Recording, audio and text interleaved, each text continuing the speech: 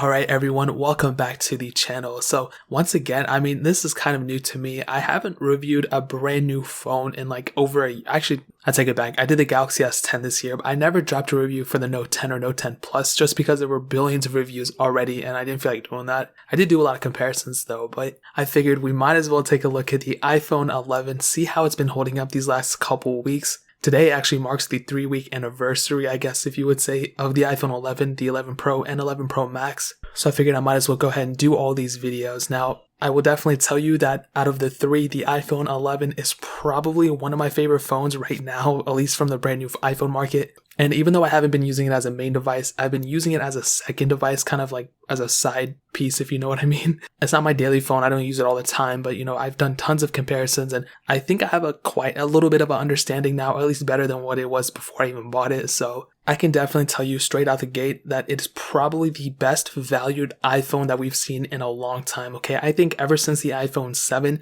this is probably the best value we've seen in a phone, at least from a brand new iPhone standpoint, since like the iPhone 7. I think the 6S probably the last one, or even the SE. You could classify those two. Those were probably the best top tier models at the time that were definitely worth the money. This one I think is super valuable for the price that you're going to be paying for it. Now, looking around the iPhone 11, you can see, it looks exactly the same in the front compared to like an iPhone 10R, for example, even like an iPhone 10, very similar designs. But I will definitely tell you that's not a bad thing. Like, a lot of people freak out about the notch and everything. Like, it would be cool if it was completely notchless or whatever, but I'm pretty much like, I'm kind of okay with the design by now. I think when it was released and like all the memes and everything came out, that kind of like blurred our perception of it, but I don't think it's that bad. In terms of like the chassis and like the rest of the phone, dude, it feels very premium for what you're paying for it. I kind of hated it on the iPhone 10R when it came out because I was like, dude, like, it is cheaper than the newest iPhones, but it's still like pretty expensive for what you're paying for it. And this phone is no exception, but I think I've gotten used to the feeling of these phones.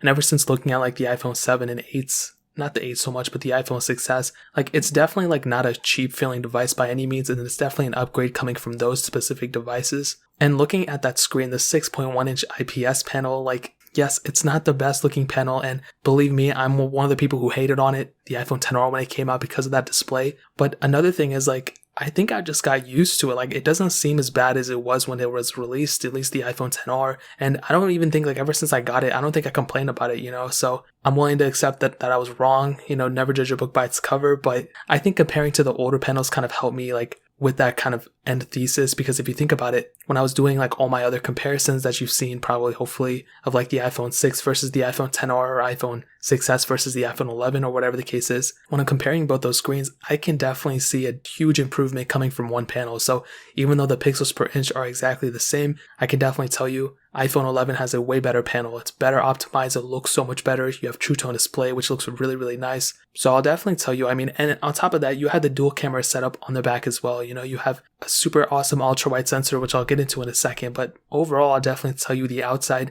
is super okay for today's standards, at least. Like I said, I think we got used to it. Really, my main issue that I have with the iPhone 11 that I've since discovered since its initial release is probably how much like it scratches super easily. And I don't know if it scratches even easier than the previous models, because my iPhone 10R, like the week after I bought it, I put a huge scratch into it, but it was totally understandable. I did something stupid to it. But the iPhone 11, like, I've only had it for a little bit of time and it's already seeing scratches. My iPhone 11 Pro and my 11 Pro Max, those had huge scratches on it, which I didn't even do anything crazy with it. I know I dropped my phones and stuff, but like, it wasn't that crazy. So I'm not really too sure what happened there, but everything else seems to be perfectly fine. It's just that's one specific issue that I have with this phone as of right now. But if you put a screen protector on it, if you put a case on it, like, it's not that big of a deal. So since its initial release, we have actually gotten some software updates. So it's already gotten a few, obviously 13, pretty big update right there. We've seen 13.1, 13.1.1, and I believe 13.1.2, but I don't even remember. But we do have the iOS 13.2 betas, which have actually increased. I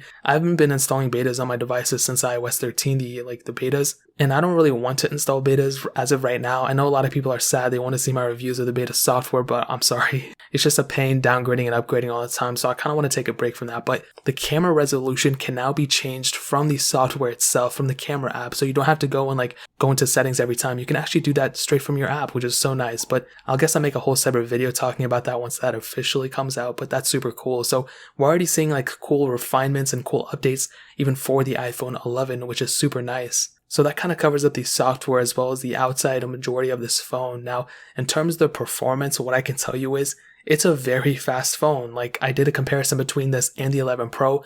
I found out, dude, believe it or not, the iPhone 11 is faster more times than not than the iPhone 11 Pro, which you're spending way more money on. And it's just crazy. Like, yes, the iPhone 11 Pro is still a fast device, but the iPhone 11 is indeed a super fast device as well. It's probably one of the fastest phones in the market right now. However, what I will tell you, and like, I want to put a huge asterisk right here, like, it is a completely fast phone. Like I said, faster than any other iPhone, but who needs this much speed? You know what I mean? Like, for me personally, and I'll get into this in my next 11 Pro review, which should be dropping literally like an hour after this one. It's like, after a certain point, like, who cares about if an app opens like 0.2 seconds faster or even like 0.5 seconds faster? Like, who cares at the end of the day? Like, you're just like opening an app and you don't really like notice those little fine improvements throughout like you're using the device. So I know it seems kind of weird, it's kind of this and that, but I mean, that's kind of my opinion. I don't think it's like a bad thing. Obviously, the phone should be faster, but literally every single phone that I've compared the 11 to, I've seen just huge. I mean, this thing is just a crazy fast device. No complaints about the performance. I haven't seen too many stutters. One thing, I don't know what this was causing this, but the iPhone 11, for some reason, when I was playing Real Racing 3, it kind of glitched up a little bit. It wasn't that big of a deal though, but I did notice there were some glitched frames here and there that I wasn't necessarily seeing on like an iPhone XS or XS Max. So I'm not really too sure what was happening there, but I think that might be more of like a game issue than anything else. So that kind of covers it up in terms of performance. Really, it's a super fast device, and I don't think I would be really worried about performance anytime soon. So I haven't really had any issues since its release, and I don't have any issues now. So moving on to the camera quality, and spoiler alert, bro, it's great. It's expected. It's honestly just the best camera. I mean, what do you want to hear from me, you know? It's a huge improvement from the iPhone XR. You know, the ultra wide sensor is awesome. There's no telephoto lens, but honestly, who cares? Like I stated, and I'm going to keep reiterating this because I think it's such a good point, but the videos that I keep dropping this point into only get like 1,000 views, so I have to keep saying it.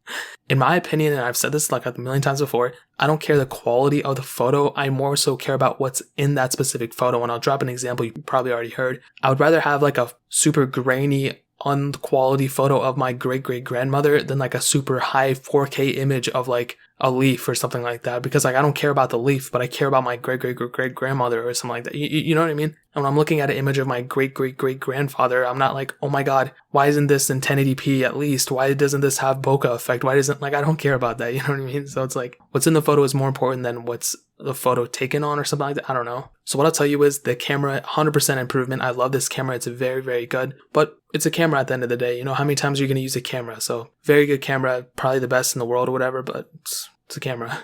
Now moving on to the battery life. All right. This is a cool topic because it's very good. It wasn't a humongous improvement from the previous iPhone XR, so it wasn't like 1,000 extra milliamp hours or anything, but I do think the battery life is very good, and I think it's actually better than my iPhone 11 Pro. So still not 100% sure. I'm like 99% sure it is better, but that's definitely an improvement. And Apple did state an hour more than the iPhone XR, but they've also said that about a lot of different things about a lot of different phones, so who knows. But I do think it's a tremendous improvement to even increase the battery size a little bit. So at least they didn't shrink that, and I'm really happy about that. So in terms of battery life, it's a very, very good. It's still like capable like the iPhone XR, just a little bit better. I've seen a lot of people also stating that the battery life is very, very good on the iPhone 11. So within 3 weeks, don't expect any degrading of the battery or anything. You're going to be fine. But that's definitely super awesome to see a lot of people complimenting the battery life of this phone.